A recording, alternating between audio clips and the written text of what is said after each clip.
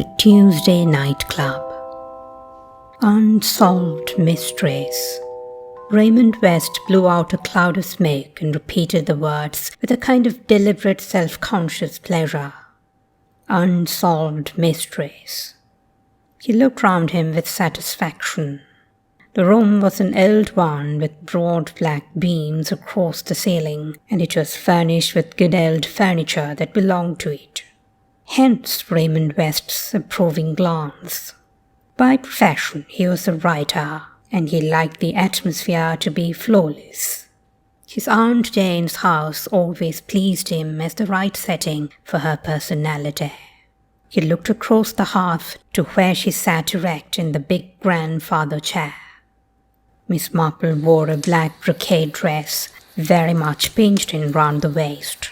Necklace lace was arranged in a cascade down the front of the bodice. She had on black lace mittens, and a black lace cap surmounted the piled-up masses of her snowy hair. She was knitting something white and soft and fleecy. Her faded blue eyes, benignant and kindly, surveyed her nephew and her nephew's guests with gentle pleasure. They rested first on Raymond himself, self-consciously debonair, and then on Joyce Lempriere, the artist, with her close-cropped black head and queer hazel green eyes. Then on that well-groomed man of the world, Sir Henry Clithering. There were two other people in the room, Dr. Pender, the elderly clergyman of the parish, and Mr. Petherick, the solicitor, a dried-up little man with eyeglasses, which he looked over and not through.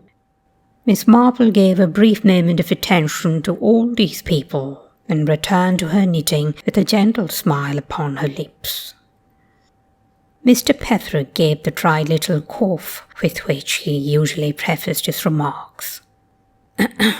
"What is that you say, Raymond? Unsolved mysteries? Ha! And what about them?" "Nothing about them," said Joyce Lempriere. "Raymond just likes the sound of the words and of himself saying them." Raymond West threw her a glance of reproach, at which she threw back her head and laughed. "He's a humbug, isn't he, Miss Marple?" she demanded. "You know that, I'm sure." Miss Marple smiled gently at her, but made no reply. "Life itself is an unsolved mystery," said the clergyman gravely. Raymond sat up in his chair and flung away his cigarette with an impulsive gesture.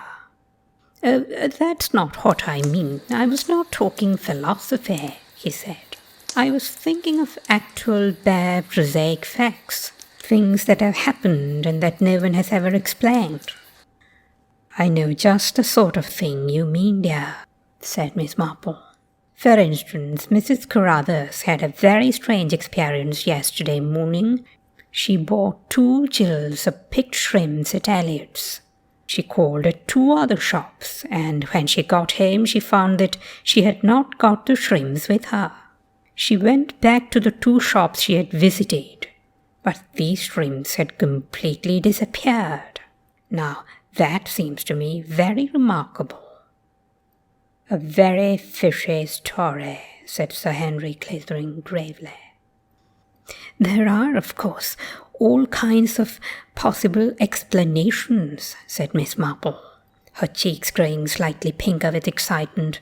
"For instance, somebody else—" "My dear aunt," said Raymond West with some amusement, "I didn't mean that sort of village incident. I was thinking of murders and disappearances. The kind of thing that Sir Henry could tell us about the hour if he liked."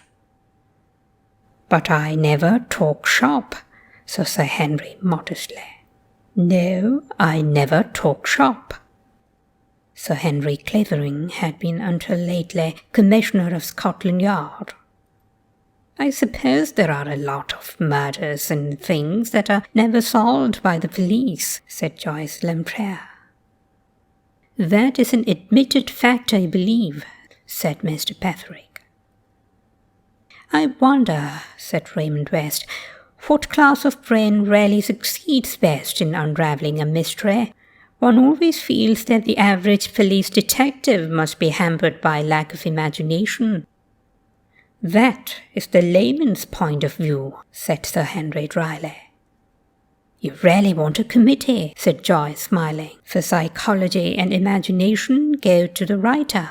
She made an ironical bow to Raymond, but he remained serious. The art of writing gives one an insight into human nature, he said gravely. One sees perhaps motives that the ordinary person would pass by. I know, dear, said Miss Marple, that your books are very clever. But do you think that people are really so unpleasant as you make them out to be? My dear aunt, said Raymond gently, keep your beliefs. Heaven forbid that I should in any way shatter them. I mean, said Miss Marple, puckering her brow a little as she counted the stitches in her knitting, that so many people seem to me not to be either bad or good, but simply, very silly. Mr. Petherick gave his dry little cough again.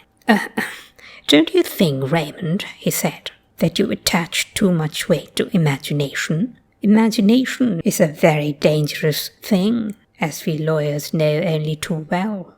To be able to sift evidence impartially, to take the facts and look at them as facts, that seems to me the only logical method of arriving at the truth. I may add that in my experience it is the only one that succeeds. Bah, cried Joyce, flinging back her black head indignantly. I bet I could beat you all at this game. I'm not only a woman, and say what you like, women have an intuition that's denied to men. I'm an artist as well. I see things that you don't. And then, too, as an artist, I've knocked about among all sorts and conditions of people. I know life as darling Miss Marple here cannot possibly know it. I don't know about that, dear, said Miss Marple. Very painful and distressing things happen in villages sometimes. May I speak? Said Dr. Pender, smiling. It is the fashion nowadays to decry the clergy, I know, but we hear things. We know a side to human character which is a sealed book to the outside world.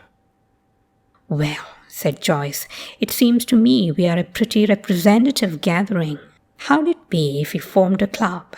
What's today? Tuesday? We'll call it the Tuesday Night Club.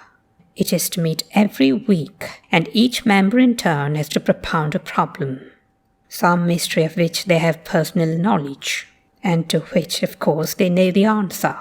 Let me see, how many are we? 1, 2, 3, 4, 5. We really ought to be 6. You've forgotten me, dear, said Miss Marple, smiling brightly. Joyce was slightly taken aback, but she concealed the fact quickly.